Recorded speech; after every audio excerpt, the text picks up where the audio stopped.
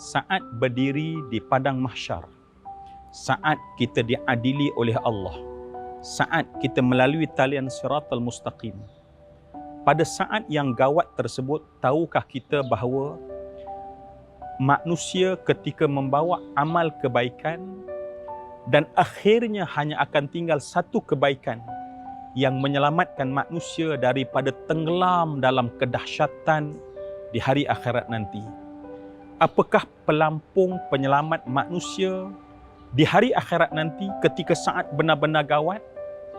Jawapannya tidak lain dan tidak bukan, kata Sufyan bin Uyainah, tidak lain dan tidak bukan adalah ibadah puasamu. Ramadan pada kali ini adalah pelampung keselamatan buat kita untuk kita pulang ke hari akhirat nanti, agar jangan pelampung keselamatan kita itu bocor dan kita sengsara di hari akhirat. Maka marilah kita elokkan dan lihat dengan seelok-eloknya keselamatan dan penyelamat terakhir kita ini.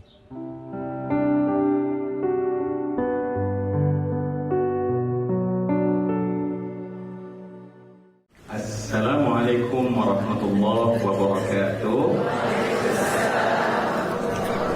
Alhamdulillah, salam menjawab pada 3 suku petang, ya, saat dan waktu yang sangat mencabar bagi semua para pejuang.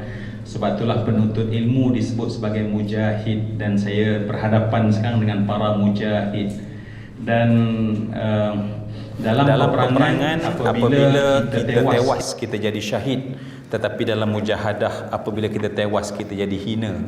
Jadi sebab itu semua yang dikasih sekalian, doalah agar Allah beri kekuatan pada kita, agar kita dapat bersama-sama melalui perbincangan kita, setidaknya kita dapat memahami apa yang sebenarnya patut kita pahami dalam berdasarkan modul yang kita permudahkan ini, ya.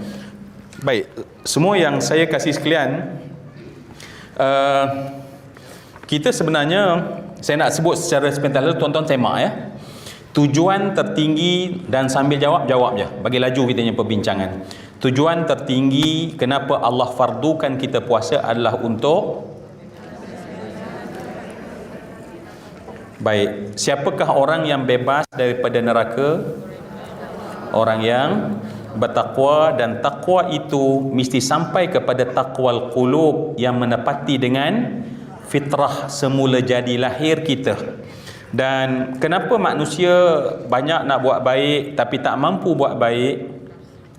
Kerana hawa nafsu. Ingat semua yang dikasih sekalian, kata Nabi dalam hadis, a'da'u aduwika nafsuka allati baina jambaik.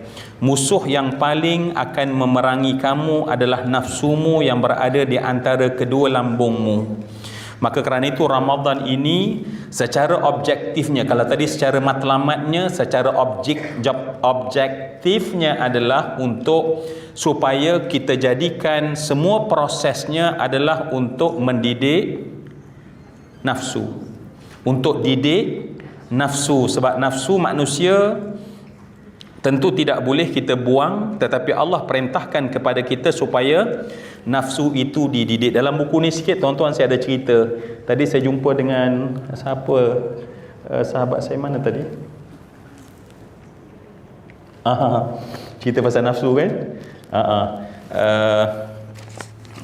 Dalam, sebenarnya actually saya jumpa kongsi kisah tu. Dan ada, tuan-tuan tahu tak bagaimana orang Eskimo bunuh serigala? Tak, tanya je. Tak tahu pun tak ada masalah, kita bukan orang Eskimo, jawab macam tu je. Kami bukan orang Eskimo, kan. Tapi kan kasar, kan. Jawab tak tahu tu kira dah bagus dah, kan. Baik, semua yang dikasih sekalian, kita tahu kan serigala dia punya deria hidu dia sangat kuat, kan. Baik, apa yang orang Eskimo buat, ya, apa yang orang Eskimo buat, antara yang saya masukkan dalam penceritaan itu, sebab manusia semua nak buat baik tetapi mereka tak tahu bagaimana nak urus nafsu menjadikan mereka tak boleh jadi baik. Ramadan adalah satu-satunya proses daripada banyak ibadah Allah yang nak deal dengan hawa nafsu. Ingat tuan-tuan, ibadah Allah tak kira puasa, tak kira sama ada solat atau zakat ataupun haji ataupun umrah, semua itu bukan nak didik nafsu. Yang satu purposely Allah jadikan untuk didik nafsu adalah puasa. Maka sebab itu puasa dia punya mekanisme adalah untuk benar-benar dapat didik hawa nafsu manusia yang menjadi penghalang manusia nak buat baik tadi. Ya, yang menghalang manusia nak buat baik tadi adalah hawa nafsu yang ada dalam diri kita. Tuan-tuan, bagaimana orang Eskimo dia bunuh serigala? Caranya adalah tuan-tuan pernah tengok pisau cukur yang lama tu, yang dia macam tu kan, kalau dia nak asah tu dia pakai, ataupun pisau dia panggil razor blade. Baik, maka orang Eskimo akan rendam dalam darah.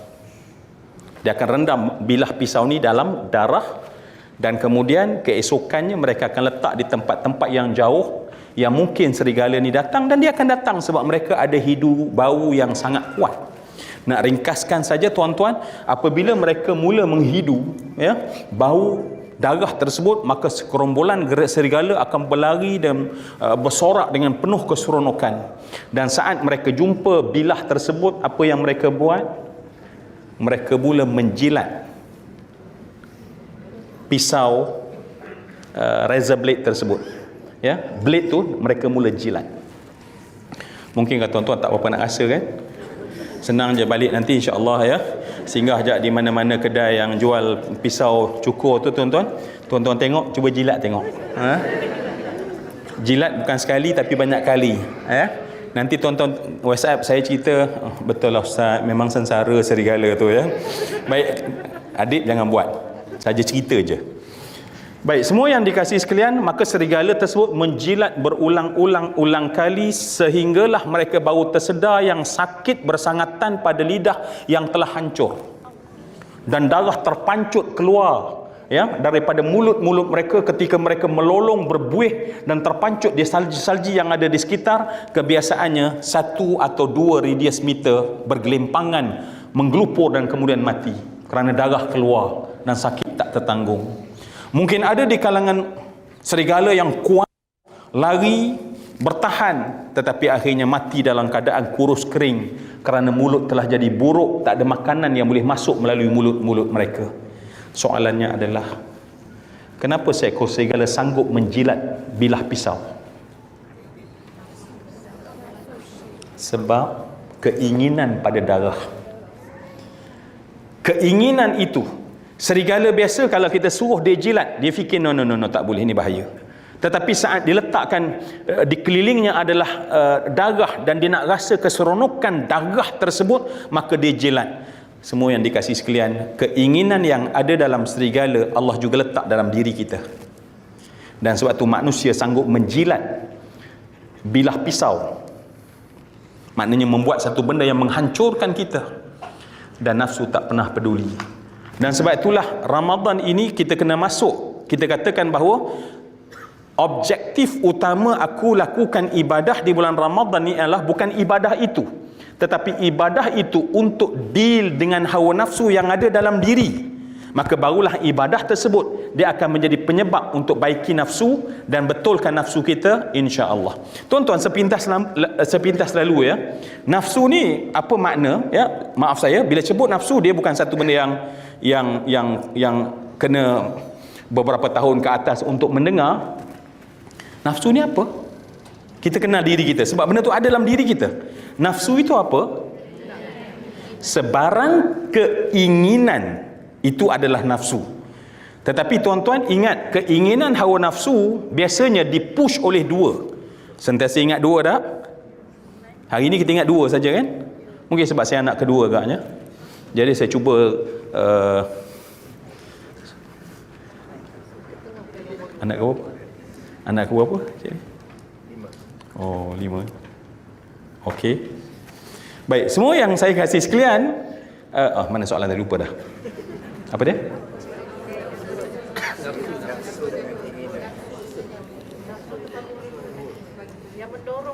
Yang mendorong nafsu. Booster kepada nafsu tadi. Yang di sana kata Ibnu Abbas dalam Al-Quran, biasanya Allah cerita bukan pada nafsu itu salah, tetapi kemudian pada pendorong nafsu itu yang menjadikan dia salah. Pendorong ada 2. Yang pertama disebut hawa. Yang pertama disebut hawa. Ha? Ha? Kedua Adam. Tiba-tiba ya, dia nak menyalahkan orang lain dan tak tahu pasal, tuan-tuan. Baik, tuan-tuan tolong betulkan. Sebab ni saya ni pembela wanita. Saya pembela wanita, insya-Allah, ya. Baik, wanita kaum Allah. Macam mana tiba-tiba macam lebih kurang? Wanita adalah kaum Hawa, bukan Hawa. Jauh beza langit dan bumi. Sebab wanita adalah kaum Hawa. Jadi tak perlu Adam dalam kes kita sekarang. Jadi wanita tak ada kena-mengena dengan nafsu. Sebab yang nafsu adalah hawa bihak. Cuma problem sebab bila tulis Rumi kan, bila tulis dalam, dia tak ada macam nak memahamkan mereka yang tak faham tu. Masya Allah, asyik-asyik kita je. Asyik shopping lebih sikit dia kata ni kaum hawa. Tak ada kena-mengena dengan hawa. Kerana hawa, apa mana hawa? Hawa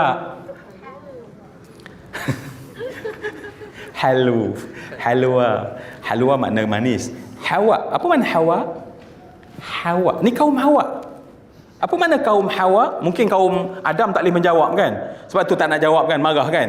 Kamilah patut menjawab. Kenapa ustaz yang jawab? Ustaz bukan kaum hawa. Of course saya bukan kaum hawa. So apa makna hawa?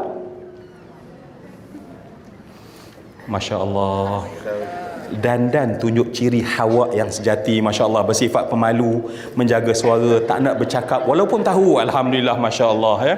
Hawa adalah bermaksud hayyun, hidup. Sebab semua hidup mesti melalui wanita.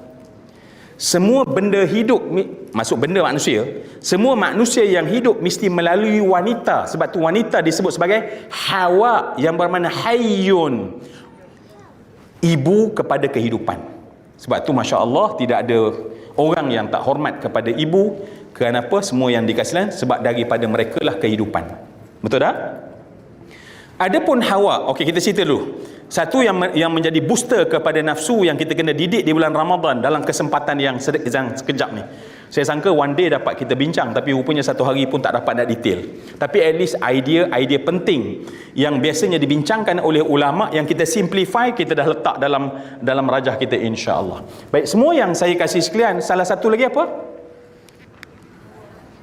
Satu dah kita dah jumpa, booster kepada nafsu, namanya hawa.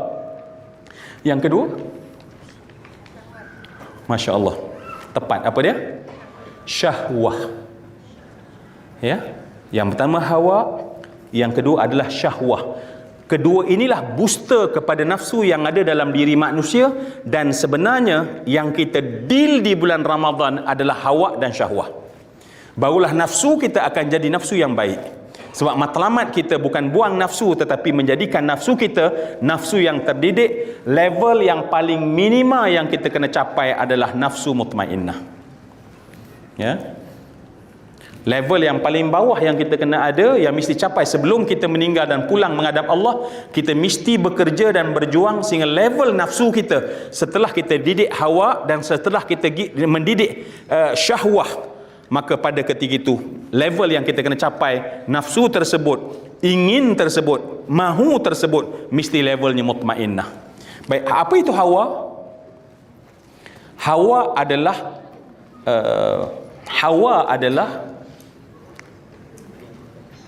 dorongan. Hawa tu pendorong dia. Jadi nafsu keinginan, tetapi keinginan tersebut kalau tidak ada pendorong, keinginan hanya berhenti di keinginan. Baik. Syahwah adalah syahwah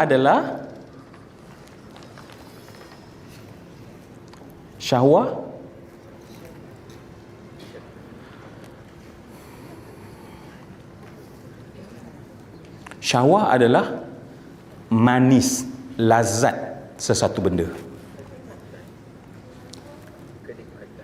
Nikmat. So bila kemanisan, kelazatan, kenikmatan bercampur dengan dorongan, manusia hilang pertimbangan. Dan kerana itu nafsu ni tidak ada jalan, ya, sebab ibadah tidak boleh mendidik nafsu.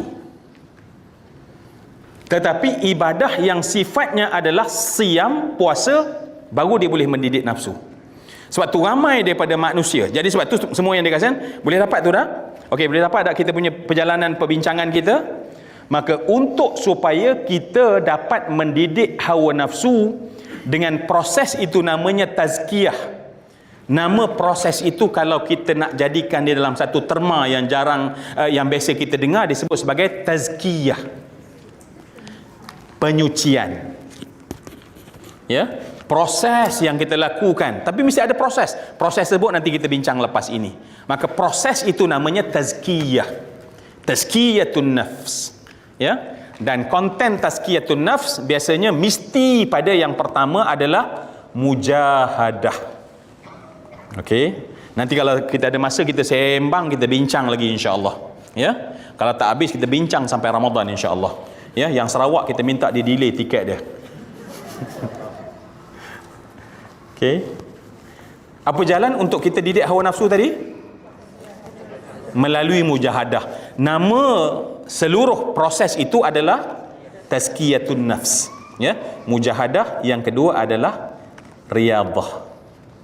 Yang pertama mujahadah, yang kedua adalah riyadhah. Jadi disebut sebagai mujahadatun nafs, riyadhatun nafs. Baik, kita ambil idea dulu. Nanti kita tengok dan kita rewind balik. Sebab kita biasa ada pegang remote control, kadang-kadang forward, kadang-kadang kita rewind, kadang-kadang kita forward, kadang-kadang kita rewind. Baik, semua yang saya kasih sekalian, ada satu benda yang Allah jadikan. Ni cerita ni sekarang ni konteks Ramadan. Tadi konteks umum. Ada satu benda yang Allah Subhanahu Wa Taala nak jadikan sangat, satu benda yang boleh mendidik nafsu dan penyucian jiwa. Dan benda yang boleh mendidik tersebut ada pada yang disebut apa tu? Tonton tengok.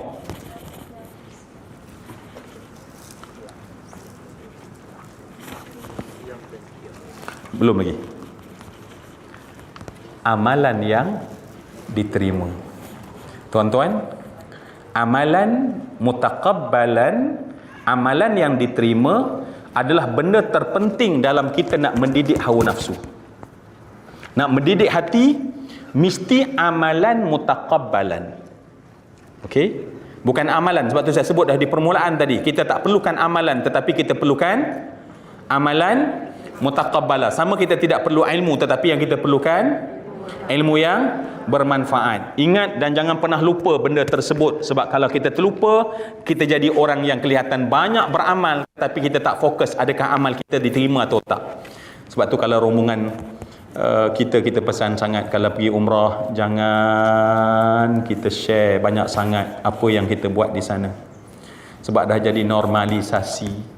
Sebuah benda ibadah kita, tahajud kita share dengan semua orang. Ya, tanpa kita sedar.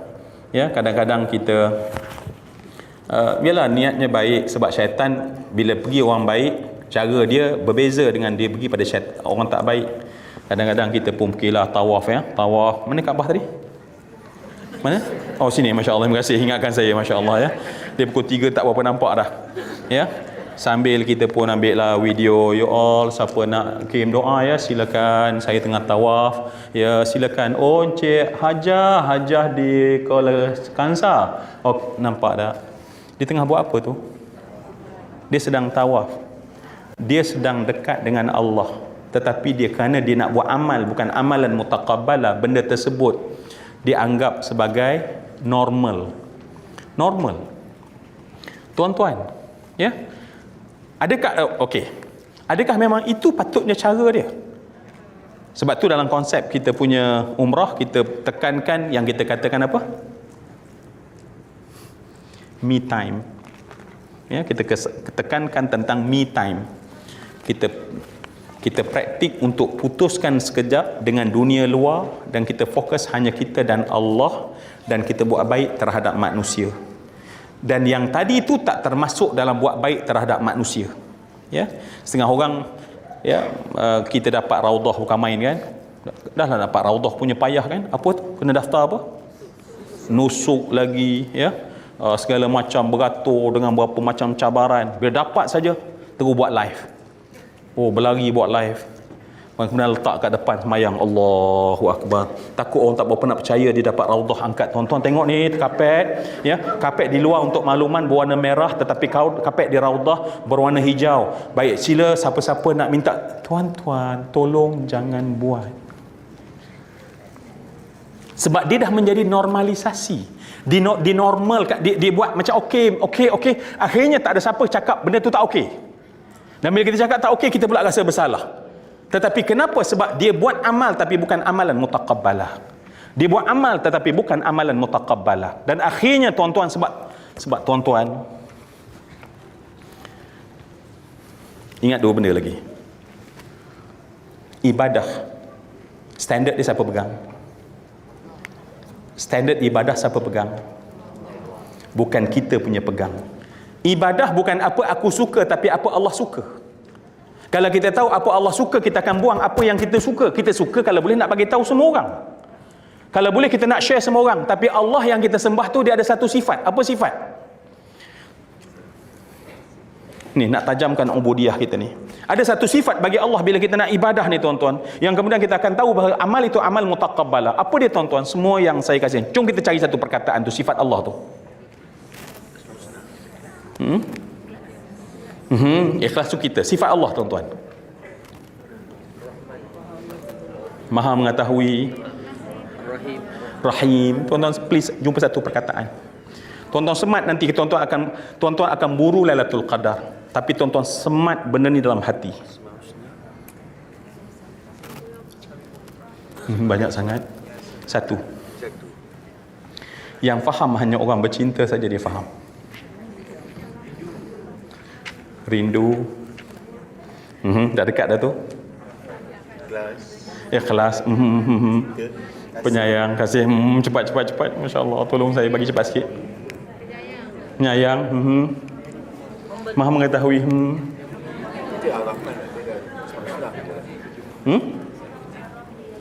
Semua yang dikasih sekalian.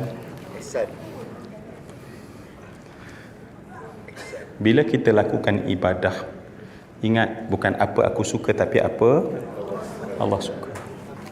Bila kita lakukan ibadah, semua yang dikasih sekalian, Allah yang kita sembah tu dia ada satu sifat. Yang faham ni hanya orang yang bercinta. Apa sifat dia? Apa dia? Masya Allah. Tuan-tuan tu dalam sangat. Tu Imam Ghazali punya perbahasan. Zuramli tak sampai lagi. Masya Allah, kadang-kadang saja je mubalagh ni kan, dia nak tunjuk level-level dia tinggi kan, supaya saya ni sedarkan diri kan. Zul, you cakap basic-basic, kami dah sampai level yang tinggi. Gulungan al-ishq, ya, yang disebut sebagai sukran. Saya tak boleh nak sentuh lagi bab tu sebab tak sampai. Boleh ke kita bawah sikit? Bukan senang tengok orang pandai dia nak okey lah kan. Baik, apa tuan-tuan satu sifat, tolong. Semua yang dikasih sekalian dengar, Allah itu sangat cemburu.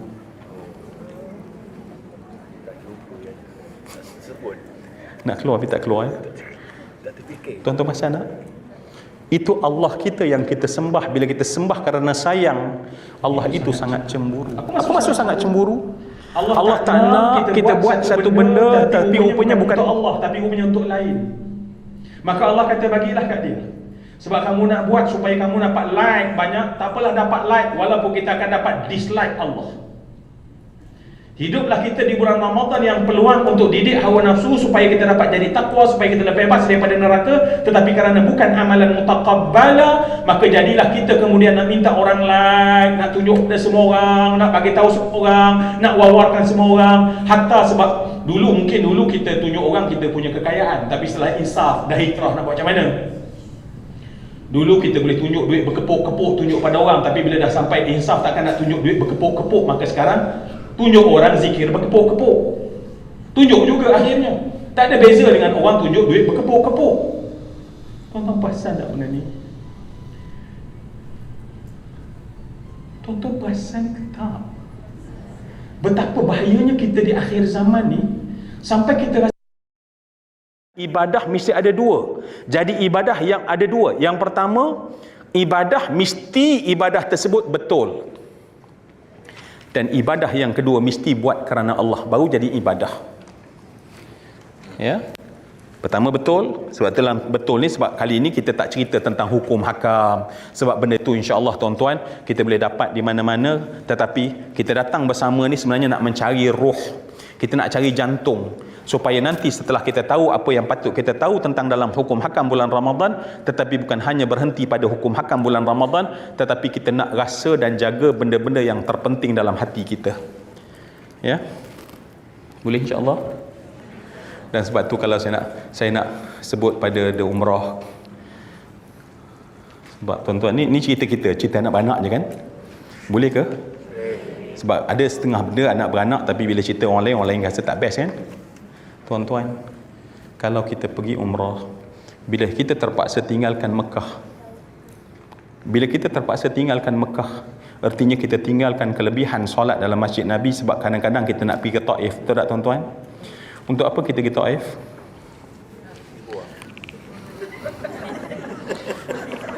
Untuk apa kita pergi Taif, tuan-tuan? Ya, dah menjadi normalisasi kita pergi nak melancong. Maka jadilah pergi, nak beli buah tak apa. Ya, bukan salah. Jangan tengok rasa bersalah pula, tiba-tiba masya-Allah. Jangan rasa bersalah. Tetapi jangan ubah hati sampai kita pergi kita rasa kita tu pelancong. Kenapa semua yang dikatakan? Sebab masa kita sangat terhad. Kenapa kita pergi ke Taif? Sebab saya hendak tengok di mana darah Nabi tumpah saat Nabi SAW berada di Taif, dan orang-orang Taif membaling Nabi batu kayu tulang-tulang unta. Saya duduk kat sini, saya belajar sirah, saya tak dapat rasa, maka saya nak pergi ke Taif, tengok muka bumi dia, bagaimana Nabi duduk selama 10 hari, dan saya belajar, Masya Allah, momen-momen di sana, sebab saya nak dekatkan diri dengan Rasulullah supaya saya sampai pada Allah Subhanahu Wa Taala. Tetapi sekali lagi ditukar. Maka jadilah kita jangan tiba-tiba macam pelancong Korea yang datang ke masjid wilayah. Sama je. Ya. Fokus kita mudah lari. Dan sekarang ni katanya ada apa tu? Tu yang akhirnya pergilah kita hajah-hajah naik kereta kabel. Maka seronoklah kita, bergelak ketawalah kita, maka seronoklah kita. Tuan-tuan jangan tanya saya hukum. Hukumnya harus je. Tetapi kita datang sana untuk tu ke? Sebab tu saya kata kalau kita ni yang nak pergi dengan umrah, tolong nanti dalam umrah tiba-tiba lemak tak adalah naik kabel-kabel semua, ya. Dan kemudian memang kita nak semua yang dikasih lain. Sebab saya cadangkan kalau tuan-tuan nak roller coaster, pergi ke Sunway Lagoon lagi best. Pergi Sunway Lagoon, habis ring kat situ tuan-tuan, dan kemudian pergi sana tuan-tuan tengok yang standard Arab Saudi punya tuan-tuan takkan terkilan langsung. Boleh tak tuan-tuan? Tak, benda ni kan tuan, dia sikit je lagi, dia sikit lagi. Akhirnya kita rasa okey, kita pun seronok, kita ketawa berdekah-dekah. Kat mana kita nak jumpa pengajaran kalau kita dah kotorkan hati kita dengan ketawa? Beli buah, lawat tempat sekadarnya, buat sekadarnya, kawal. Sebab kita tak boleh nak ada altar, sebab kita manusia kan, manusia tentu juga nak makan, nak minum, ya Allah. Tetapi jangan tiba-tiba ke hawa nafsu punya sebab itu kita jadikan tempat kita pergi. Untuk kita jaga tuan-tuan, tak kira lah mungkin tuan-tuan akan pergi di mana dengan apa pun, itu tak penting, tetapi masya-Allah jaga hati ini, sebab Allah itu dalam konteks ibadah kita nak buat sebab nak pumpuk hati kita ni sampai kita rasa Allah itu sangat cemburu, kita nak hanya sembahkan hanya pada Allah Subhanahu Wa Taala. Boleh insya-Allah? Baik, apa lagi yang saya nak kongsi kat sini? Maka sebab itu semua yang dikasihi sekalian, ada satu benda yang sangat penting pada kita pada amal diterima. Apa dia? Bila amal diterima, semua yang saya kasih sekalian, amal diterima, maka dia akan bertukar menjadi ganjaran.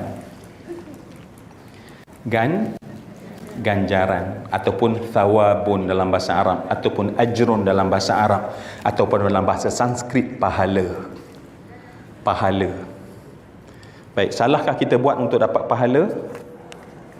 Ya, salahkah kita buat untuk dapat pahala? Tentu tak salah, sebab Nabi sendiri yang suruh kita rebut pahala. Ya, Nabi sendiri yang suruh kita rebut pahala. Baik tuan-tuan, jom kita berbincang setakat ini. Apa proses? Sebenarnya keseluruhan perbincangan kita ada setengahnya adalah tentang idea, tentang memberi pendapat, memberi ilham, memberi inspirasi, dan kemudian antaranya adalah memberi kesedaran. Tetapi bila sampai proses, ini tindakan. Bila proses, ini tindakan. Maka dalam bulan Ramadan ada dua bentuk ibadah yang kita kena jaga betul-betul. Ada dua kategori ibadah yang kita kena jaga betul-betul. Apakah nama kategori tersebut? Apa dia kategorinya? Yang pertama disebut Siyam, yang kedua disebut Qiyam. Baik. Dalam kita cuba nak membiasakan diri dengan dua kategori ni, boleh tak tuan-tuan dengan cepat? Tuan-tuan, Ramadan tinggal hari Khamis ni insya-Allah masuk. Tuan-tuan sepanjang bulan Ramadan apa tuan-tuan kita nak buat? Saya nak 5 amalan tuan-tuan nak buat. Please. Okey, yang pertama sekali, saya dengar orang pemurah cakap sedekah. Kalau saya cakap nombor 2 sedekah, dia marah nanti. Okey, pertama sekali sedekah. Kedua, baca Quran. Ketiga, tarawih. Keempat, didetailkan lagi. Tarawih tak cukup witir, tapi saya masuk tarawih boleh. Okey, sebab 5 je saya nak pilih. Apa lagi tuan-tuan nak buat di bulan Ramadan? Qiyamul Lail. Satu lagi tuan-tuan,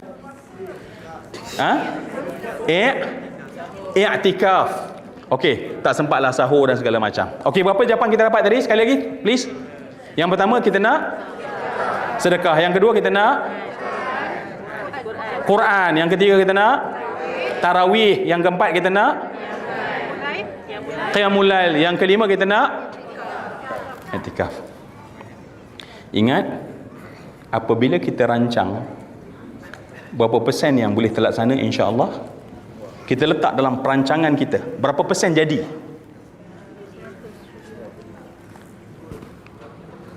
Rasional sikit, rasional. Lebih kurang lah. Kita plan, berapa persen jadi? 80, 85, 90. Agaknya betul tak tuan-tuan? Baik, semua benda yang kita plan. Baik, saya nak tanya tuan-tuan, kalau kita tak plan, berapa persen jadi? Yang kita plan itu pun tak boleh jadi 100%. Kalau kita tak plan, berapa persen jadi tuan-tuan? Kalau tuan-tuan dah ingat tu, tolong sekarang kita bincang tentang siam dan qiyam. Baik. Semua yang dikasih sekalian, ibadah yang mesti dilalui di bulan Ramadan utamanya adalah siam. Siam ni apa semua yang dikasih sekalian? Ya, bahasanya puasa. Tapi sebenarnya apa falsafah dan roh di sebalik puasa itu? Baik. Kita buat orang kata secara konsensus. Baik, siam adalah satu ibadah bertujuan untuk menjadikan kita ada keupayaan mengawal diri. Kita ada ability to control ourselves. Baik, itu siam. Siam adalah satu bentuk yang mana tujuan sepanjang 30 hari, maka kita disuruh untuk supaya mengawal, ada keupayaan untuk kawal diri. Nak kita kawal, nak kita kawal, nak kita kawal, tak nak kita kawal, contohnya. Baik. Qiyam, keupayaan untuk bangun membuat kebaikan. Keupayaan untuk membangun kebaikan. Baik, ini dua benda yang ada Allah jadikan sepanjang dalam bulan Ramadan. Sepanjang bulan Ramadan. Baik, oleh kerana kita dah nampak lebih kurang tuan-tuan, boleh tak kita tengok balik apa yang kita plan tadi? Sebab katanya kalau kita plan, insya-Allah 85% jadi, kalau tak plan 0% jadi. Tuan-tuan kena ingat, matematik Ramadan adalah siam campur qiyam barulah jadi takwa. Matematik Ramadan simple adalah siyam campur qiyam barulah lahir takwa. Maknanya kalau tak ada salah satu, tuan-tuan jangan expect bahawa akan lahir takwa, apatah lagi fitrah, kemudian tak berhasil lah yang kita katakan nak bebas daripada neraka jahanam. Baik, semua yang saya hormati dan saya kasihi, jom kita dapat 5 jawapan tadi. Tuan-tuan, kat kanan saya ada kotak namanya siam, di belah kiri saya ada kategori namanya qiyam. Baik, kita ambil 5 ni, kita letak dalam kotak ni ya. Yang pertama apa tadi? Sedekah. Siam ke qiyam? Tahan diri, sedekah. Okey, sekarang kita dapat 1 qiyam, 0 siam. Yang kedua baca Quran. Baca Quran, siam ke qiyam? Qiyam. 2 qiyam, 0 siam. Yang ketiga adalah tarawih. Tarawih, siam ke qiyam? Qiyam. 3 qiyam, 0 siam. Apa lagi? Qiyam. Qiyam mulai, nama pun qiyam mulai. Kalau saya cakap siam mesti marah kan. So qiyamul lail apa dia? Qiyam. Dan last sekali apa tadi? I'tikaf. I'tikaf adalah qiyam. Tuan-tuan nampak tak? Dalam kepala kita secara rawak. Sebab saya nak sangat sebenarnya kalau kita ada masa, kita duduk buat planner. Siam, qiyam, tulis. Dan the best adalah di mana aku, ke mana aku nak di bulan Ramadan. Buat 2 supaya kita tahu kita kena move, bukan hanya duduk dan kemudian kita buat perancangan. Di mana aku sedang berada pada siam, di mana aku nak berada pada qiyam di bulan Ramadan. Buat 2 kotak, buat di mana kita ada, kita punya current semasa dan kita punya desire yang kita nak laku di bulan Ramadan. Baik, semua yang dikasihkan, perasan tak tadi apa yang kita rancang tadi? Manusia concentrate pada, tetapi manusia lupa tentang. Sedangkan itulah tujuan sebenar puasa. Sebab itu kita hairan kenapa saya tak istiqamah, kenapa saya tak boleh bangun. Saya dah bangun banyak, tetapi bila berakhir Ramadan kemudian hilang apa yang saya bangun. Kenapa? Sebab kita tak buat ikut proses yang diajar oleh Allah dalam maksud melalui Ramadan. Maka sebab itulah kita tak capai matlamat. Dan kemudian kita bertanya bagaimana saya nak istiqamah. Kenapa kita tak istiqamah? Sebab kita tak lalu pun the proses. Baik, semua yang dikasih sekalian, boleh tak tuan-tuan, jom kita cerita siam yang tak plan tadi. Bukan tak plan, tapi tak sempat. Sebab 5 yang mesti ada kata, kami nak cakap Ustaz siam, tapi Ustaz cepat sangat. 1, 2, 3 ya. Saya jawab, semua nak siam, tapi Ustaz cepat sangat. Okeylah, saya salah juga akhirnya. Baik, apa yang kita nak buat dalam siam? Tuan-tuan, kita tanda betul-betul. Balik rumah, tuan-tuan betulkan balik catatan. Buat planning. Ya. Sebab kata Sayyidina Umar, husnul tadbir nisful ma'isyah. Kita plan betul, separuh masalah kita dah selesai. Tinggal nak praktik, tapi jangan tak plan. Baik, kita jangan tak plan hanya qiyam. Oh, saya nak tadarus sekian juzuk, saya nak sedekah sekian banyak, tetapi kita tak plan apa siam supaya seimbang antara siam dan qiyam. Dia tuan-tuan, analogi. Saya nak duduk tuan-tuan, tapi mana Ustaz? Mana Hadi? Siapa tak hadir pun, Azim? Hadi, boleh tak tolong ambil kursi tu kat sini? Sebab kursi ni macam-macam, dia macam kalau duduk tu tak nak bangun dah tuan-tuan ya. Yang ni boleh lagi rasa nak bangun. Sini. Terima kasih. Bukan apa nak manja-manja dengan Hadi. Saya pun boleh je sebenarnya kan. Allah, nikmatnya duduk ya Allah. Masya Allah. Patutlah sahabat saya ya Allah, macam tak nak bangun-bangun dah gaya-gayanya kan. Baik, kat mana kita bincang tadi?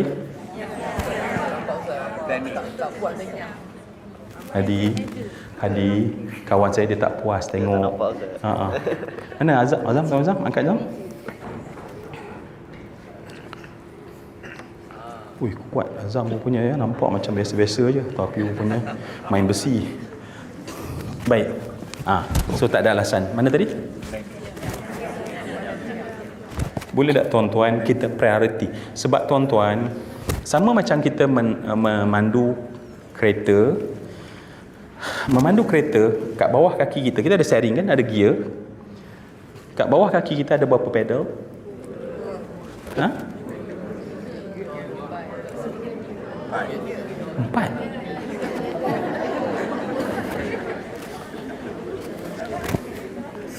Berapa? Yalah, saya memanglah 3 sebab saya bawa manual kan. Tapi dia orang KL jarang pakai manual kan. Auto kan. Baik, belah kanan apa? Belah sini apa? Minyak. Belah sini apa? Break. Okey. Maknanya untuk sampai ke matlamat takwa, kita mesti ada dua pedal ni.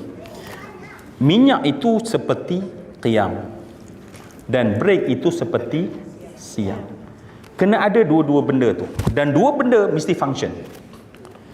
Kita tadi cerita kita nak qiyam dan tanyalah secara rawak. Saya sebenarnya bukan tanya dalam majlis ni, kat mana-mana program saya tanya dengan rawak tadilah biasanya yang dapat dengan cepat. Dan biasanya siam tak masuk dalam planning. Bila tak masuk dalam planning, jangan terkejut kalau tak jadi. Mustahil, bukan mustahil, pelik kalau jadi tiba-tiba. Sebab tak plan. Kita kata bahawa bila tak plan, yang jadi 0%. Baik, saya harap kawan-kawan saya di FB pun nampak ya. Ada ke dia orang? Sebab saya tak ada kat sini nak check dia orang ada ke tak ya. Lah pukul 4 ni kalau boleh kat sini pun, kalau boleh ya Allah, kalau kat rumah lah online ni sedap sungguh lah, tapi nak buat macam mana. Baik tuan-tuan, minyak macam apa? Minyak kan? Break macam?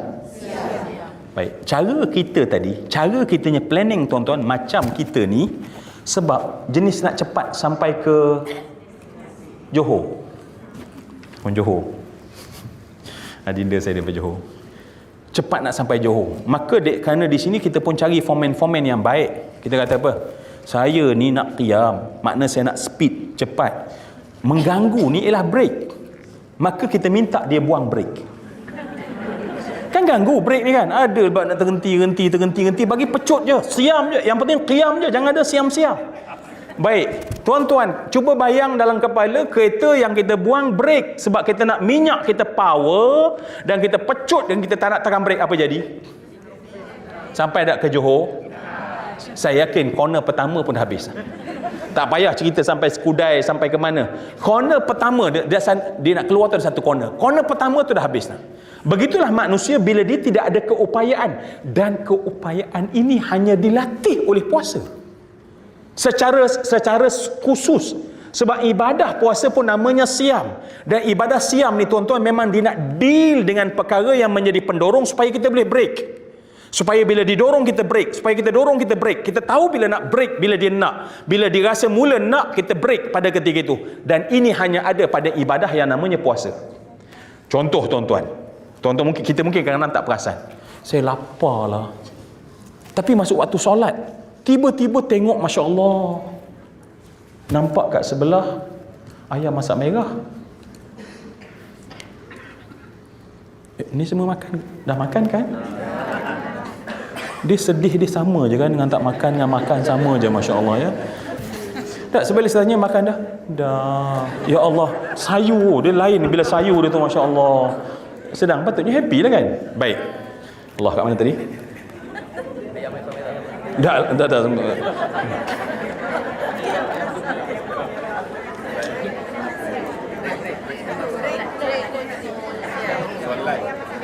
Iya, ayam masak merah tu kenapa?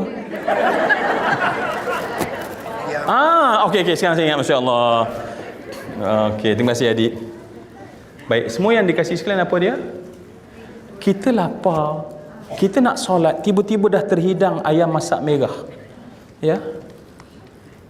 Dan kemudian Masya Allah, bau dia, aroma dia, walaupun orang Pahang ni sebenarnya biasa je, jangan saja tempoyak, Masya Allah, barulah mencabar. Selagi tak tempoyak, biasa-biasa je, mesti tak ada apa. Tapi kalau tempoyak, Masya Allah, mujahadah, Ya Allah. Baik, bila kita lapar, tersedia makanan, apa Allah suruh kita buat? Allah tak kata tahan dan buat solat, sebab ibadat solat bukan untuk tahan. Kamu kena settle keperluan kamu, kemudian dah settle keperluan kamu sembah Allah. Tetapi bila puasa nanti, saya rasa lapar lah, wahai Allah, adakah Allah kata makanlah, makan dulu? Tak, Allah suruh tahan juga. Saya lapar, wahai Allah. Bila sekarang pukul berapa? Pukul 1, tahan lagi, kata Allah. Wahai Allah, saya lapar, kata Allah, tahan lagi. Maksud tahan tu dengan hukum, tuan-tuan jangan buat tiba-tiba, Masya Allah, dia orang ni makam tinggi dah agaknya boleh berdialog dengan Allah. Faham kan saya ya? Sekarang zaman sekarang ni payah kan? Oh, dia kata dia berdialog dengan Allah, makanlah. Tak, makna hukum tu memberi batas, tak boleh, sehingga boleh bila? Sehingga boleh bila tuan-tuan? Bila boleh? Bila boleh? Ketika oh ya Allah, tersangat teknikal, cakap terang je. Ketika terbenam matahari, saat ketika ufuk dalam keadaan sendu dan keliling, maka seorang hamba Allah menadah tangan dan berdoa, Allahumma laka sunnah. Bagi kita nak bagi cepat saja-saja, bagi lambat. Kita dah nak makan dah, tiba panjang lagi. Azan pula ya. Baik. Macam mana? Iya, faham. Memang itulah maksud saya sebenarnya. Maknanya, baik, tuan-tuan, ketika dah masuk waktu maghrib, nak pergi puas hati, ya, azan sudah, dan tenggelam matahari pun sudah. Apa kita buat pada masa tu, tuan-tuan? Apa kita buat pada masa tu? Tuan-tuan, jom kita buat perancangan. Alangkah susahnya, wahai Allah. Saya bercakap ni tuan-tuan, alangkah susahnya, ya Allah. Sekira-kira, makna apabila Allah Subhanahu wa taala telah memerintahkan kita untuk tahan diri, jangan makan. Sekarang Allah benar makan. Apa yang Allah suruh kita tahan sekarang? Setelah kita dah boleh makan, apa yang kita kena tahan sekarang?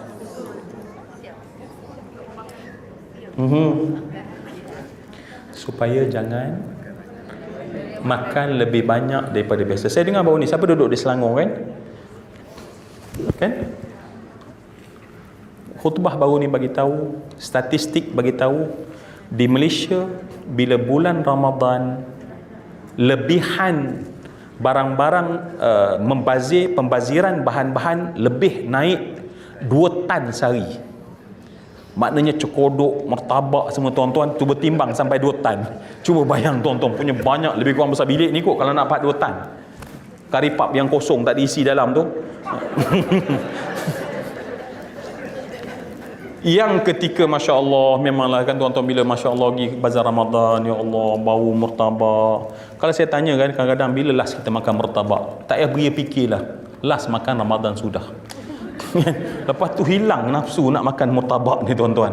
Tapi mari Ramadan dimari pula, ya Allah ya, dimari pelan-lahan. Sedangkan Masya Allah, Ramadan bulan yang kita kena kawal. Baik, macam ni tuan-tuan, saya bercakap juga, tetapi sebenarnya dalam perancangan. Sekarang ni tuan-tuan, kita nak menulis perancangan. Siam yang memang paling penting kita jaga adalah siam ketika kita boleh makan. Maknanya masa berbuka, dan ketika boleh makan di waktu malam, ketika itu kita kena hanya makan yang sepatutnya, sekadarnya. Dan ini jarang kita masuk dalam perancangan. Dan bila tak masuk dalam perancangan, apa jadi tuan-tuan? Baru lepas sahur cerita dah berbuka apa kan? Baru lepas sahur sembang-sembang dengan grup kita mentara tunggu subuh tu kan? Ya Allah, hari ni Cadang berbuka, masak apa, beli apa? Ya Allah, baru sahur tuan-tuan, dah berbincang tentang berbuka apa? Tuan-tuan tolong cuba saya, try me. Agak-agak pukul 1, pukul 2, pukul 3, pukul 4 petang di bulan Ramadan, cerita apa? Memanglah saya tahu di sini memang semua yang tak tengok TV memang baca Quran je kan. Sebab tu buat-buat macam tak boleh nak jawab gaya-gayanya. Tuan-tuan, apa rancangan yang keluar? Siap promosi lagi satu rancangan namanya Ketuk-Ketuk Ramadan. Tuan-tuan, pukul 3 cerita makan, 4 cerita makan, 5 cerita makan. Sedangkan bulan Ramadan bulan makan ke? Tetapi caranya adalah seperti Ramadan itu bulan makan. Dan akhirnya kita pun hairan, kenapa ibadah saya tak kuat? Bagaimana mungkin kita nak tarawih 20 rakaat? Tuan-tuan tahu tak perkataan tarawih datang daripada mana? Ya? Tengok cara kan, langsung tak nak menyumbang jawapan, tak tahu Ustaz. Tu nak cepat lah tu. Ha? Ya? Ya? Apa dia? Tarwihah. Tarwihah ni tuan-tuan tahu daripada mana? Istilah. Sebab dia terma yang diberi. Tarwihah adalah untuk 4 rakaat yang berat orang perlu satu rehat. Maka satu tarwihah itu 4 rakaat. Satu tarwihah sebab dia term, digunakan term. Sebab tarawih adalah solat malam dan dia adalah berat, kerana berat orang perlu satu pit stop. Anggaplah macam tu lebih kurang. So setiap 4 rakaat satu tarwihah. Kalau dua tempat rehat berapa rakaat? Hebatnya kan? Walaupun sama-sama, tapi masih lagi main matematik yang bagus kan? Baik, 2 tarwihah berapa rakaat? Baik, dalam bahasa Arab bila 2 tarwihah disebut apa? Bila 2 tempat rehat. Kalau satu tarwihah, yang kedua disebut apa? Disebut tarwihatan. Bila lebih daripada 3 baru datang jamak, plural, barulah disebut tarawih. So tarwihah, tarwihatani, tarawih. Mana tarawih mesti minima adalah 12. Kemudian tambah lagi 4. 12 campur 4 berapa? 16. 16 campur 4 lagi 20. Barulah dianggap tarawih dari sudut makna solat. Jadi kalau 8 rakaat kau main balik dengan penuh yakin, alhamdulillah. Tanya, abang dah tarawih? Alhamdulillah tarwihatan, ya. Alhamdulillah tarwihatan. Bila pernah tarawihnya? Memang tak pernah tarawih. Sebab baik sentiasa tarwihatan. Sebab itulah bila Sayyidina Umar Al-Khattab memutuskan 20 rakaat, dia menjadi ijma' para sahabat. Tidak ada sahabat membantah yang kata Sayyidina Umar tak betul. Maka sebab itu daripada situ istilah dan pemahaman tentang tarawih berkembang. Dan kalau kita tengok pula, Masya Allah, orang Madinah dia buat tarawih ke tarwihatan ni. Jadi lepasnya alhamdulillah ya. Alhamdulillah, malam pertama dapat tarwihatan, ya. Malam kedua dapat tarwihatan campur tarwihatan, malam kedua baru dapat tarawih. Gabungan 2 hari. Tuan-tuan tahu, ya, tolong baca sejarah tarawih dan bagaimana para orang soleh dulu berinteraksi dengan Ramadan melalui sembahyang tarawih. Orang Mekah, tuan-tuan, mereka buat 20 rakaat. Sebab bila Sayyidina Umar putus 20 rakaat, orang Mekah pun buat 20 rakaat. Hari ni tuan-tuan kalau kita pergi Mekah berapa rakaat? Ya, memanglah hari ni memang tak Ramadan lagi. Tengok buat terkejut, Masya Allah. Nanti maksud saya di bulan Ramadan.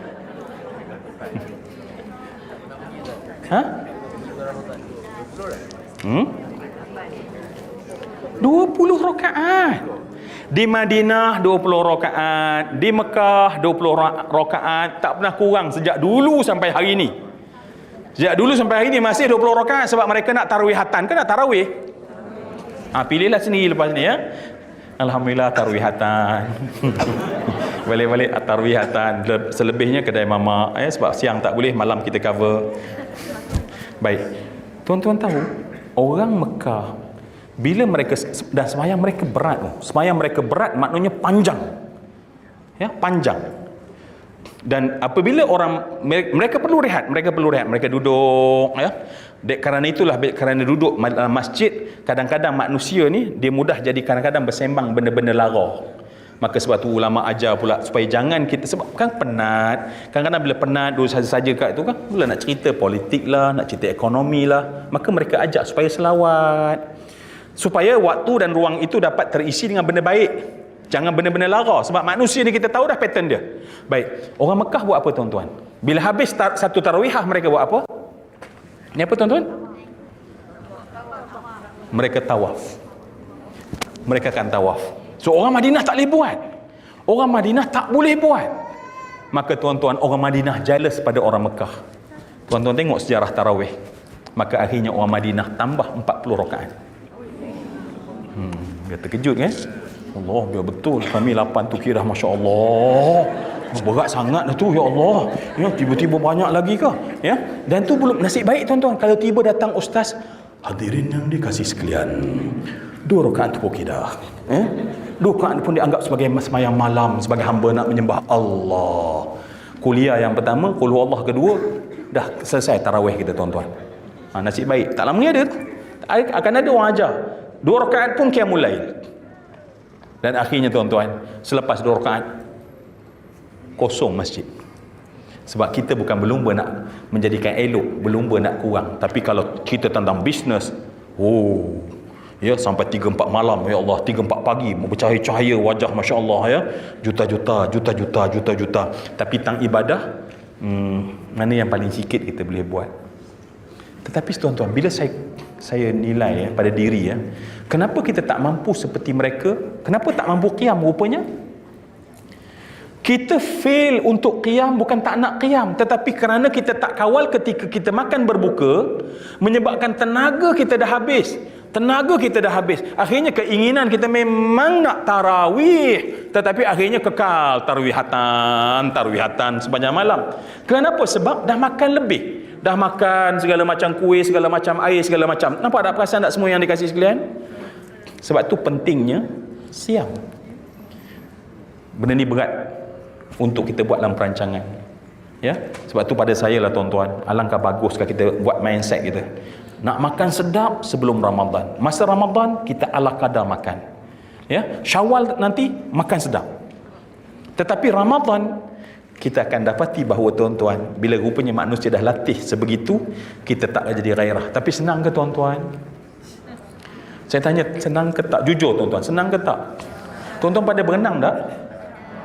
Oi, pandai. Tuan-tuan, berenang di tasik dengan air jeram yang deras, mana yang senang?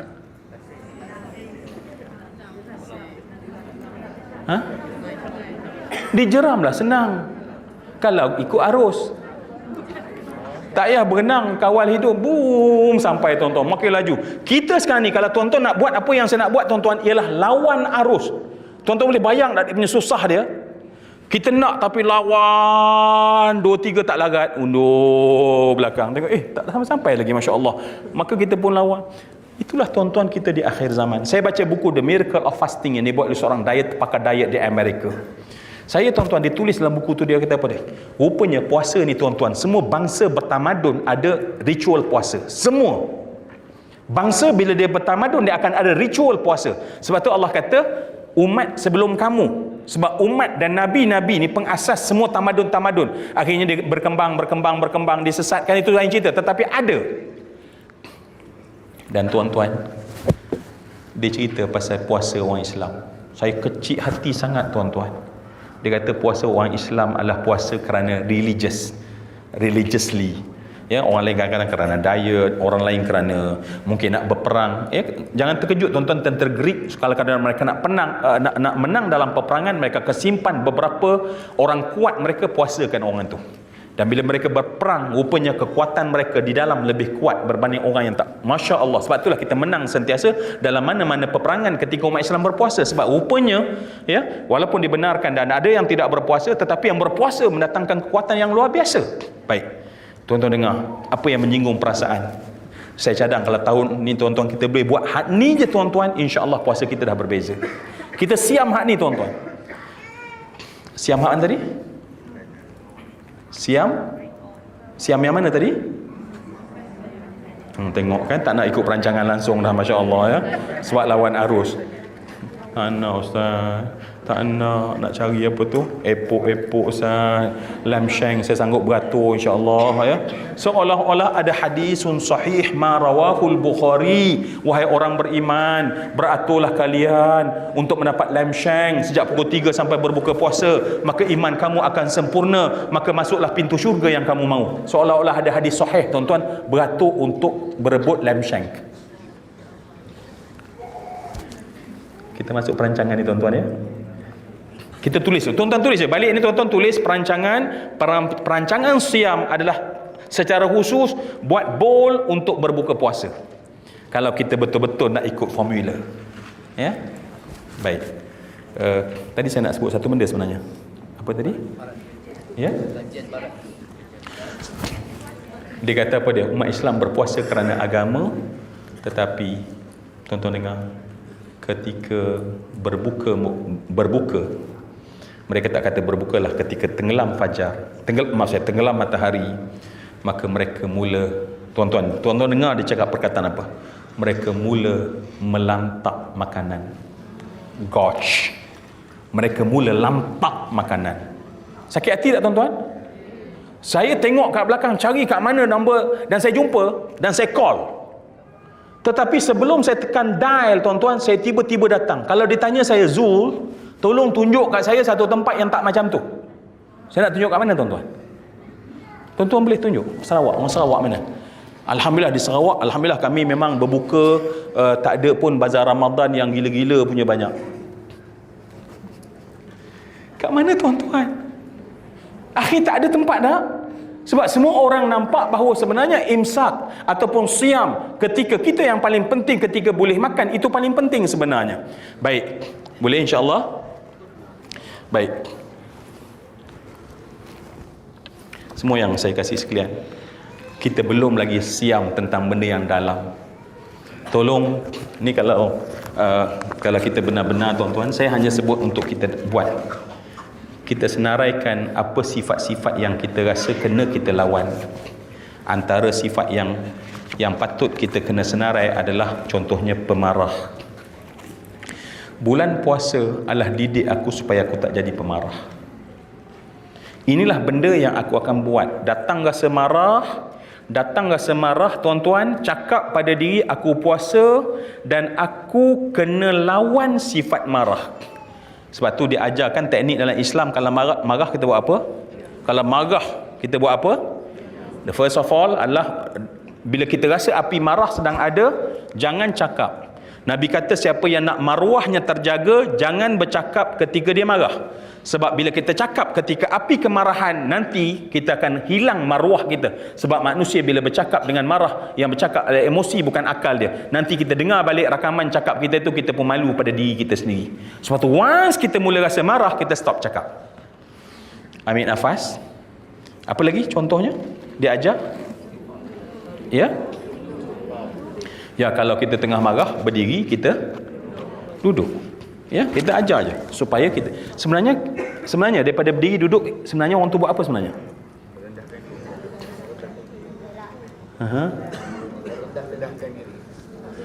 Memanglah semua yang duduk memang merendah diri, saya tahu ya.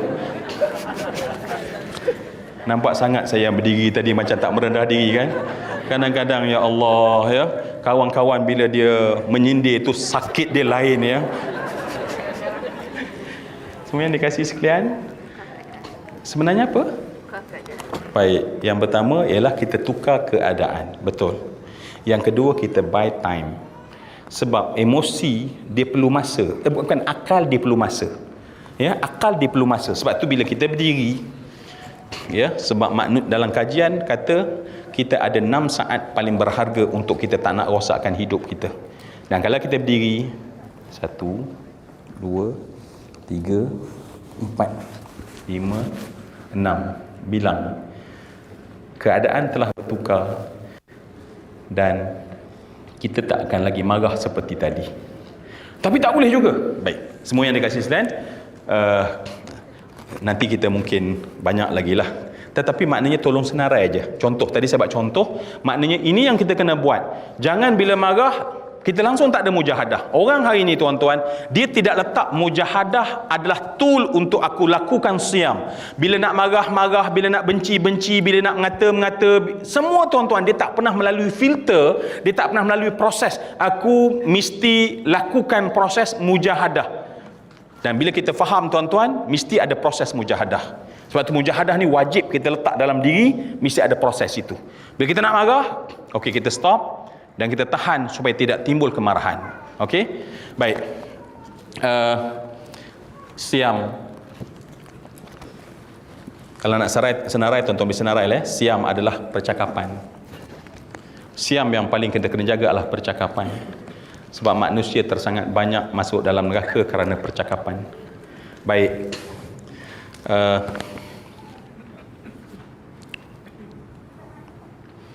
Semua yang saya kasih sekalian,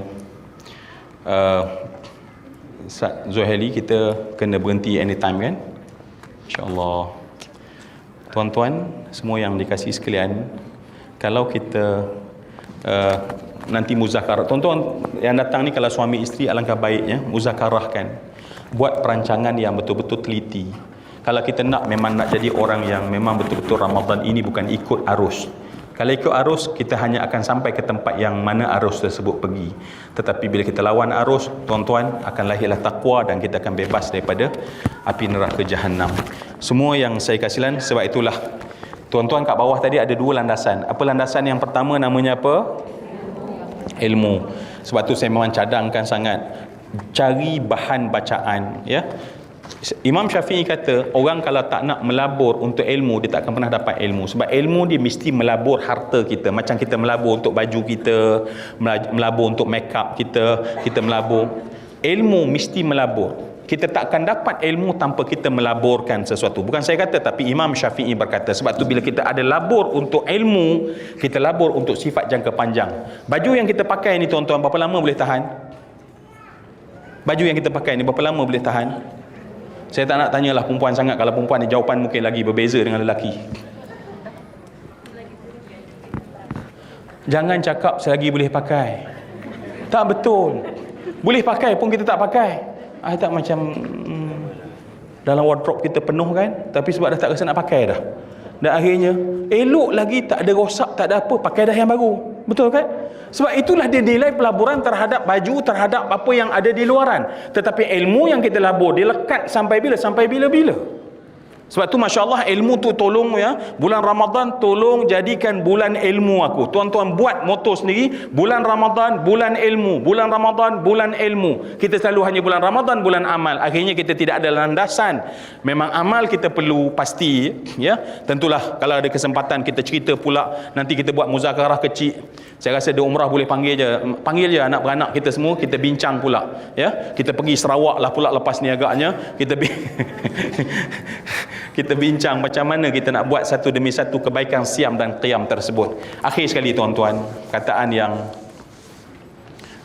tentulah tak best nak cakap kan. Ucapan selamat yang paling tak sedap dicakap adalah selamat tinggal. Kan? Tapi program kita ni pun, ya, nanti ada laungan azan kan, kita kena break. Baik, semua yang dikasihi sekalian, sebagai penutup tuan-tuan, tadi saya sebut dalam apa dia panggil tu yang depan tu? Dia panggil apa tu kat depan tu? Montage. Teaser lah lebih kurang kan. Tuan-tuan, kalau saya tanya satu soalan, tuan-tuan jangan kecil hati, ya. Tuan-tuan pernah tengok cerita Titanic? Tuan-tuan pernah tengok cerita Titanic? Sebab rasa bersalah tiba-tiba nak cakap di masjid negeri, masjid wilayah ni kan. Saya salah dengar ke? Saya salah dengar ke ni?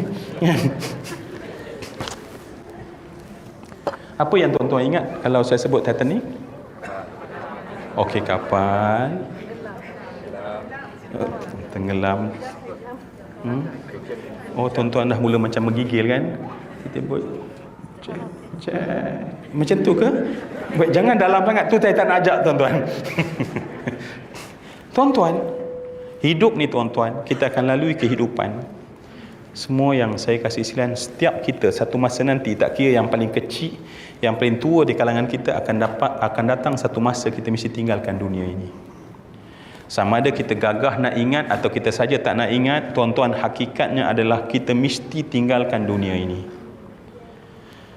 Kita mesti tinggalkan dunia ini. Dan semua yang saya kasih sekalian, saat kita tinggalkan dunia ni tuan-tuan, saat itu kita perlukan bekal. Kita perlukan bekal. Tuan-tuan, saya sebut sekali lagi, puasa yang kita bincang ni hak siapa? Kita sedang cakap tentang hak siapa tuan-tuan? Dan Allah dalam banyak ibadah dan perintah, tiba-tiba puasa ni pula Allah kata ini satu-satunya khusus untuk aku, kata Allah. Walaupun solat untuk Allah, walaupun umrah untuk Allah, tapi Allah kata satu untuk aku. Baik, semua yang saya kasih sekalian, bila kita pulang menghadap Allah, kita bawa amalan-amalan luxury kita tuan-tuan. Sebab amalan ni ada luxury. Amalan umrah luxury, haji luxury, dia menilai dia luxury. Baik tuan-tuan, dalam Titanic ketika dia terlanggar apa tu dipanggil bang? Iceberg. Ya, dan kemudian apa jadi pada kapal tersebut? Pecah.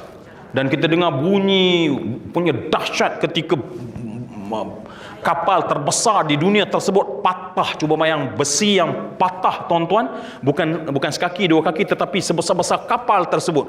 Dan ketika itu manusia berada di atas itu, ketika gawat dan nak tenggelam tuan-tuan, nak tenggelam kapal tersebut. Dan manusia, cuba bayang kalau kita berada di atas kapal tersebut, apa yang dia orang bawa? Barang-barang kemas kan? Mereka ada bilik-bilik tempat mewah yang disimpan barang-barang kemas. Betul atau tidak?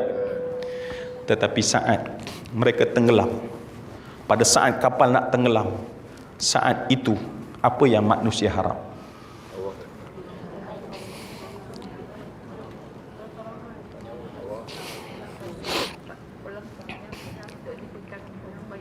Apa tuan-tuan? Tolong saya.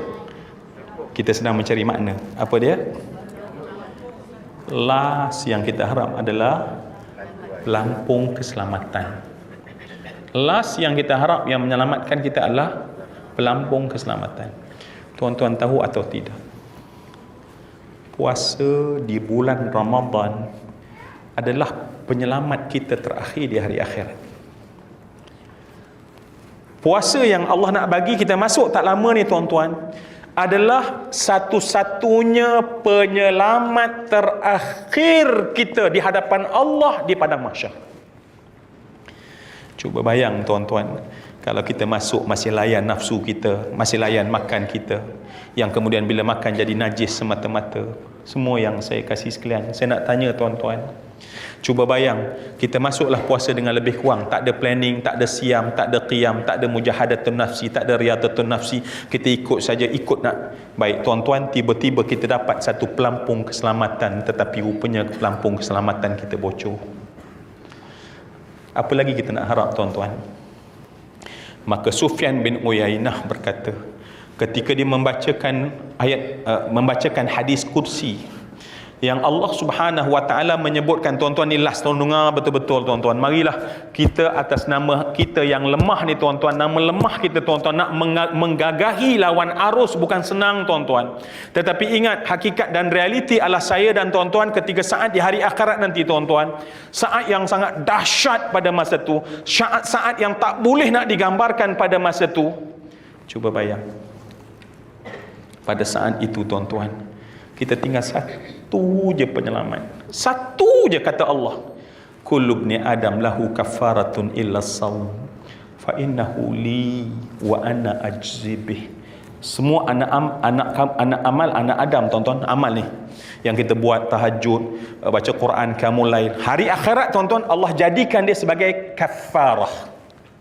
Maknanya kalau kita ada salah dengan orang, kita mengata orang, amal kita kena bagi kat orang.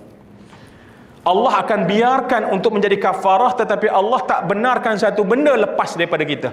Hari ini kita peluk Ramadan, hari ini kita peluk Ramadan tuan-tuan. Ramadan akan kekal penyelamat kita sampai bila? Sampai bila-bila. Saya tak boleh nak bayang tuan-tuan. Dalam buku saya ceritakan tentang bagaimana kisah monyet.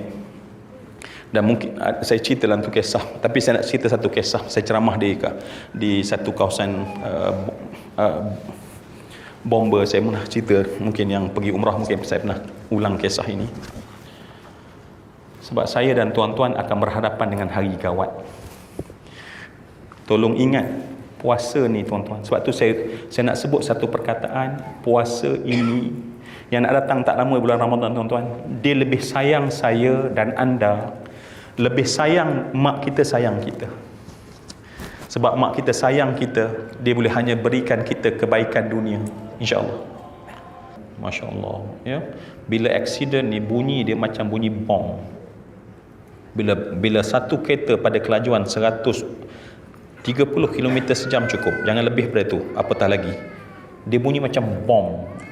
Dan bila dihentam tuan-tuan, terbalik berkali-kali, tergeser di atas tar tu, terpercik api. Akhir sekali tuan-tuan, kereta tersebut terhenyak ke dalam longkang besar di tepi jalan, tepi highway. Orang ramai datang berhenti tuan-tuan untuk selamatkan dan mendapati. Tuan-tuan pernah tengok tak tuan-tuan, kalau pipe masjid wilayah ni tuan-tuan buka, dia bagi full blast. Tuan-tuan tengok tak air dia? Kalau kita buka bagi habis tuan-tuan, nak cerita ni, ketika suami dia terhempas dada dan muka dia pada steering tersebut, darah keluar daripada mulut dan hidung macam pipe yang keluar, terpancut dengan begitu banyak, basah dan kemudian bertakung pada bahagian tempat, bahagian kaki dia. Orang datang tuan-tuan untuk selamat, orang dapati dia dah menghembuskan nafas yang terakhir. Ketika orang tak dapat nak selamatkan isteri sebab rupanya aksiden tu menyebabkan besi tu dilekatkan kaki dia, dan isteri kat sebelah ni tuan-tuan, muka dia juga terhempas pada dashboard, cermin kaca cermin depan tu, skrin ni pecah dan salah satu cucukan besar tu tusuk betul-betul pada bahagian mata dia, dan kemudian koyak pada bahagian dahi ni tergelonsor ke belakang dan boleh nampak tulang, dan sebelah tulang dia ni kan terkeluar daripada baju dia. Saat itu dia masih lagi tak pensan dan dia masih sedar. Darah keluar begitu banyak daripada mulut dan hidung dia, dan orang tak boleh nak buat apa. Saya nak cerita ni tuan-tuan, apa bomba ni cerita.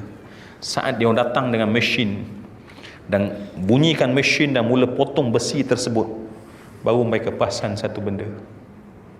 Rupanya mereka bukan suami isteri sahaja, ada baby kat belakang yang terpelanting, yang diam dalam bedung selamat kat kaki bahagian bawah.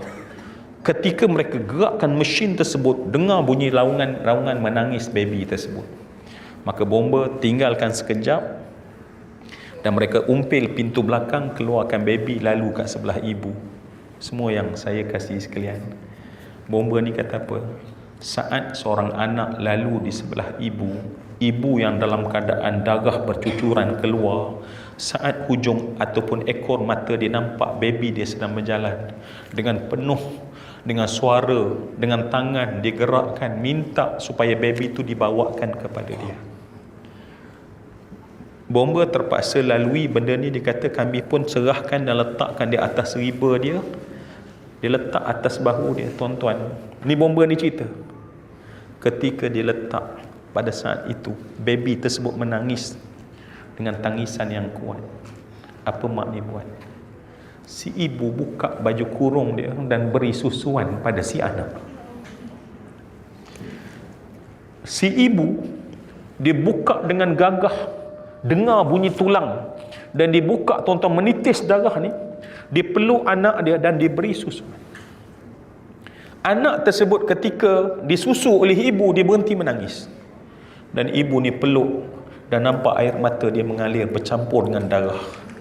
Dia menahan dan dengar dia, Allah sakit, Allah. Tetapi si ibu beri susuan pada anak. Kemudian tiba-tiba dengar anak menangis, rupanya terlepas, dan mak ni dengan penuh dipeluk lagi dan beri susuan. Saya nak ringkas saja. Berulang-ulang kali berselang-seli antara tangisan dan berhenti. Kemudian kami dengar tangisan yang sangat panjang. Bila datang, rupanya si bayi masih menyusu, tetapi ibunya telah terkulai, menghembuskan nafasnya yang terakhir. Seolah-olah dia cakap, anak, sampai tahap inilah saja kudrat yang ada pada ibu. Namun ibu tetap nak bagi apa yang dia ada pada anak dia. Tuan-tuan, ketika Allah sebut dalam Al-Quran, yauma tarawunaha tadhalu kullu murdi'atin amma arda'at, ketika yang menyusu anak langsung tak sempat nak fikir tentang susuan, rupanya koyak darah, berhambur darah, meleleh dan tertusuk. Itu sikit je tuan-tuan. Sebab kita semua akan dapati hari yang Allah kata lepas hari kiamat, hari yang jauh lebih dahsyat. Pada hari itu saya dan tuan-tuan akan jumpa. Dan cuba bayang tuan-tuan, kalau tiba-tiba the last penyelamat kita adalah puasa ni, Ramadan nak datang ni, dan kita buat tak tahu dan kita tak sungguh-sungguh. Saya nak tanya tuan-tuan, apalah lagi penyelamat kita di hari akhirat? Kita dah tak ada penyelamat pada saat yang gawat tersebut. Maka kerana itu semua yang dikasihi sekalian, mari kita gandakan azam. Gandakan azam dengan doa dan harapan pada Allah. Dan akhir sekali tuan-tuan, Akhir sekali saya harap saya dapat curi masa tuan-tuan untuk cakap juga. Apa landasan tadi tuan-tuan? Ilmu dan tuan-tuan, siapa nak supaya Ramadannya benar-benar berkesan, tolonglah masuk Ramadan dengan taubat. Masuk Ramadan dengan taubat. Apa ciri orang taubat tuan-tuan? Ciri orang taubat adalah orang yang memohon maaf. Dan ni kena buat tuan-tuan. Ini thing to do sebelum Ramadan. Apa yang kita kena buat tuan-tuan? Katalah saya, siapa nama akhi? Auza'i. Apa dia? Auza'i. Kuat sikit boleh tak? Auza'i. Tak jelas. Auza'i. Tuan-tuan dengar tak saya cakap tadi? Saya tinggi suara.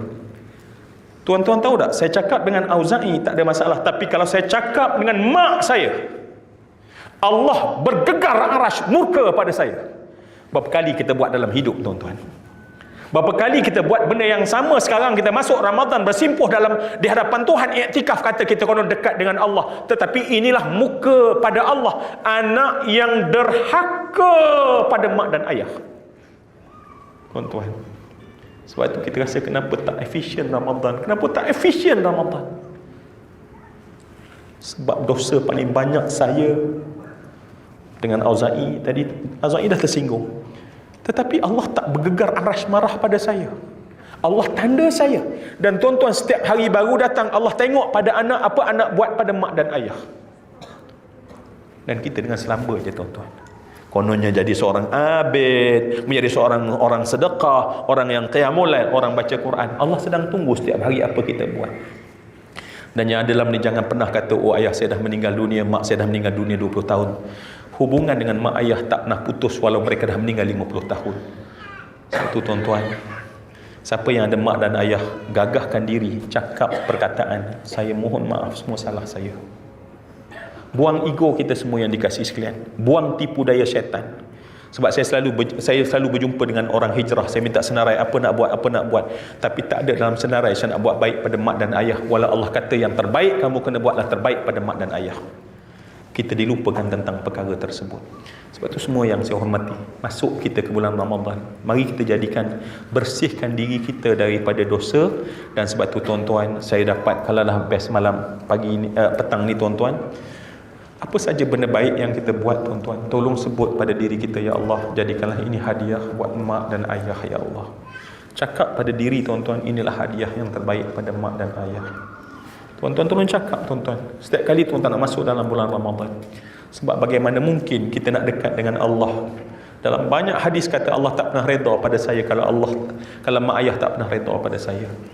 Semua yang dikasih sekalian. So di hujung ni tuan-tuan, kita dah duduk sama-sama, boleh tak kita hadiahkan umul kitab pada mak dan ayah kita? Kita buat 2 kali baca Fatihah, boleh tuan-tuan? Tolong hadiahkan. Tuan-tuan, boleh ke?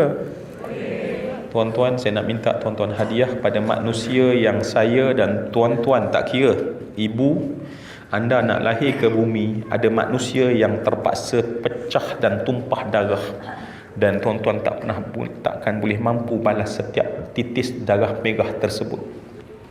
Setiap setitis darah tersebut tuan-tuan, sepanjang hayat kita tak mampu nak balas. Itulah wanita yang kita menumpang dalam rahim. Kita menumpang di hotel, kita kena bayar, tapi kita menumpang dalam rahim, kita tak mampu bayar.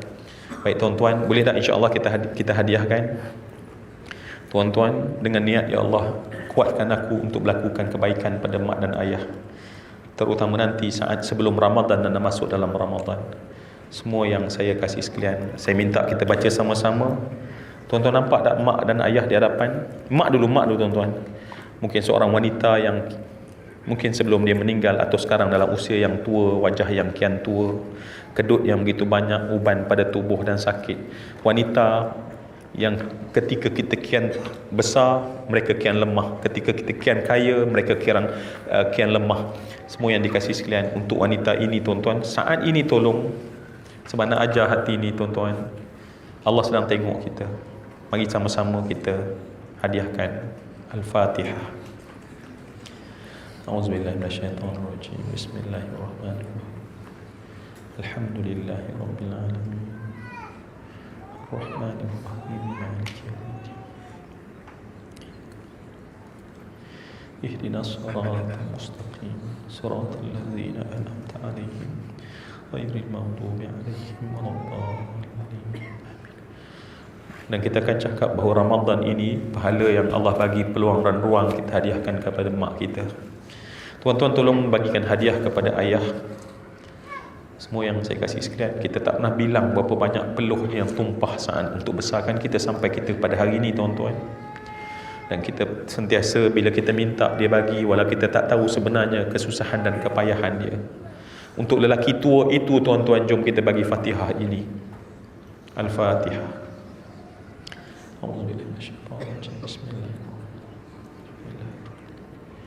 Bismillahirrahmanirrahim. Maliki yaumiddin. Iyyaka na'budu wa iyyaka nasta'in. Shiratal ladzina an'amta 'alaihim ghairil maghdubi 'alaihim waladdallin. Amin.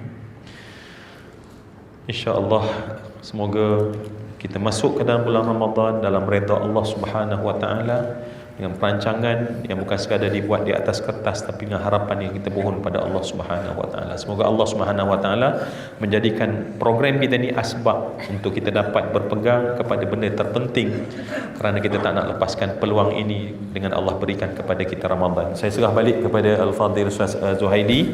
Kepada Allah kita berserah, kepada Allah kita memohon pertolongan. Wabillahi taufik wa hidayah. Assalamualaikum warahmatullahi wabarakatuh.